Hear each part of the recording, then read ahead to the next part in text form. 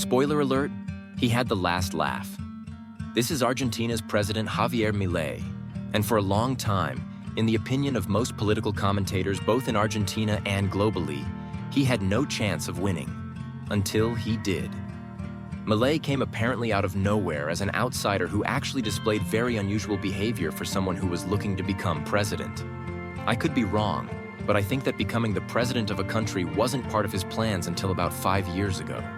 I've been following this guy ever since he first became a public figure in his native Argentina, and I think even that happened by accident.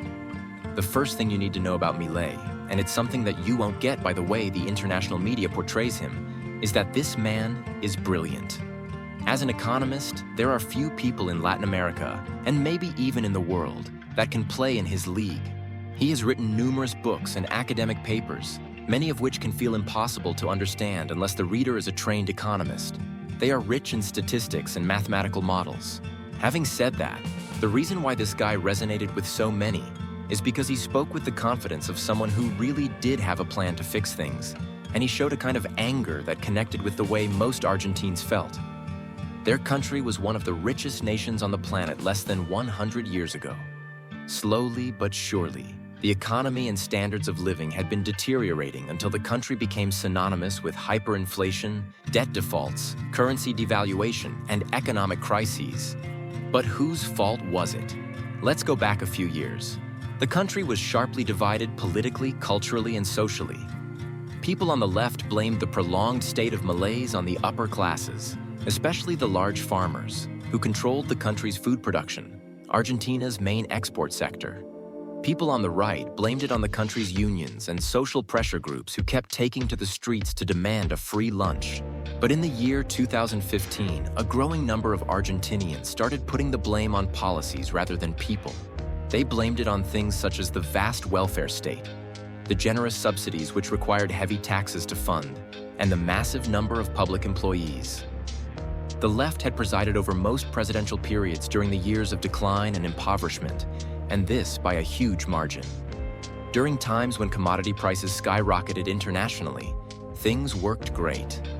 The surplus was used to fund generous social programs, raise pensions, subsidize the price of electricity and gas, and even hire people to work for government agencies.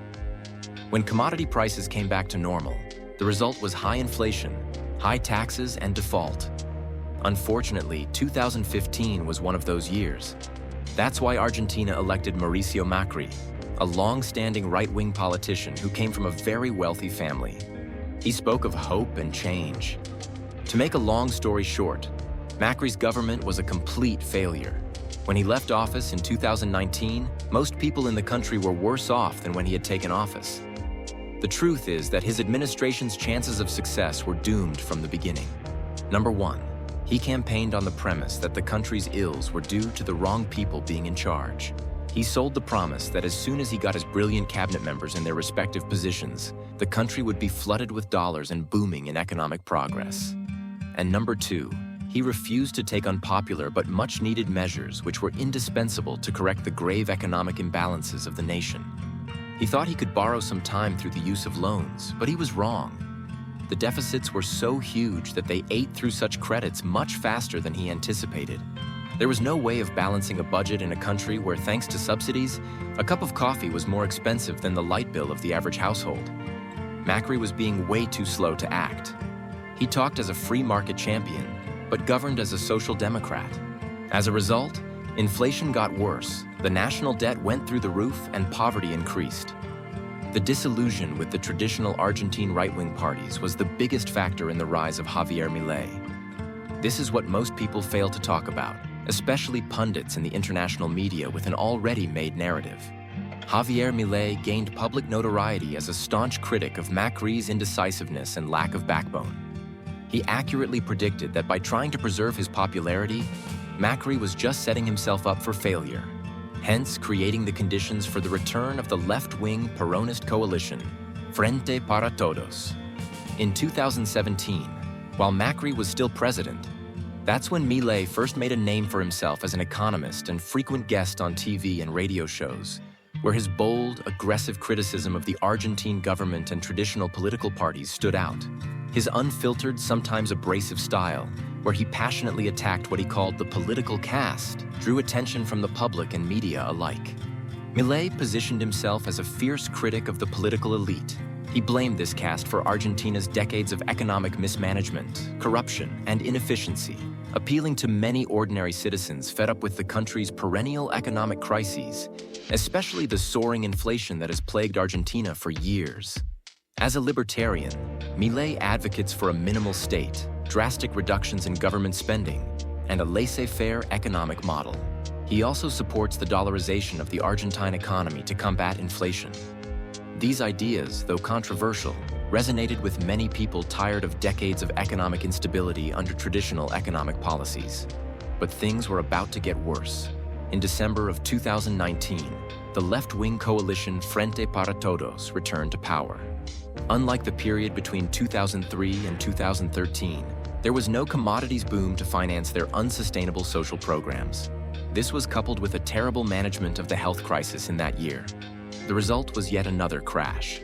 Every social and economic indicator got multiple times worse. As far as the traditional political class was concerned, up to this point, Milei was seen as just an interesting character. Yet another talking head complaining on radio and TV. All that changed when he decided to launch his own libertarian political party in 2020. Initially, he was not taken seriously, with many establishment politicians and media spokespeople regarding him as too radical in a country where left-wing ideology had been predominant for almost a century. But when polls started to come up, these same people began to panic. Milei effectively combined a grassroots campaign with his media presence. His fiery speeches, viral videos, and energetic public appearances helped him build a following, particularly among younger voters and those dissatisfied with both the ruling government and the opposition. In the 2021 midterm elections, Milei's party won approximately 17% of the vote in Buenos Aires, which was enough for him to secure one of the city's 13 seats in the Chamber of Deputies. His success in these elections surprised many political analysts, as it was a strong performance for an outsider candidate and a relatively new political movement. Once elected, Milei continued to voice his libertarian views and maintain his anti-political establishment stance.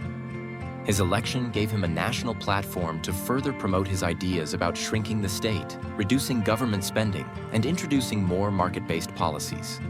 Milei's election to Congress was seen as a reflection of the growing frustration with Argentina's political class and economic problems, and it set the stage for his eventual run for the presidency in 2023.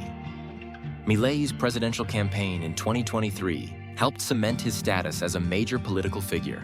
Running as the candidate of La Libertad Avanza, he shocked many by winning the most votes in the primary elections in August 2023.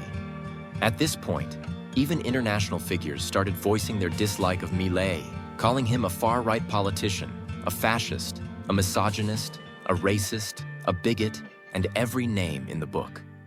This is the case of Prime Minister of Spain, Pedro Sánchez.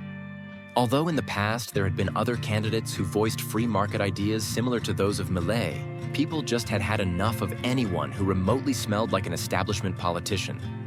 Even for those who were political outsiders with somewhat libertarian ideals, timing had not been in their favor. We must not forget that many Argentinians tend to favor stronger government involvement in social and economic affairs, particularly during times of economic crisis. It took many crashes and crises to get a big enough segment of the country to change their minds. At the time when Milei decided to launch his political campaign, people were desperately hungry for a change. When media outlets and academics did their best to paint him as a radical, they were doing him a favor. Most Argentinians felt that this was exactly the kind of person that was needed in a country where the left and the moderate right kept just messing things up. But I now want to know what you think. Is Milei a threat? And if yes, to whom? This is Latinometry, where I discuss socioeconomic issues pertaining to Latin America and the world. Please help me by subscribing to my channel, hitting the like button and sharing this video. Thanks for watching.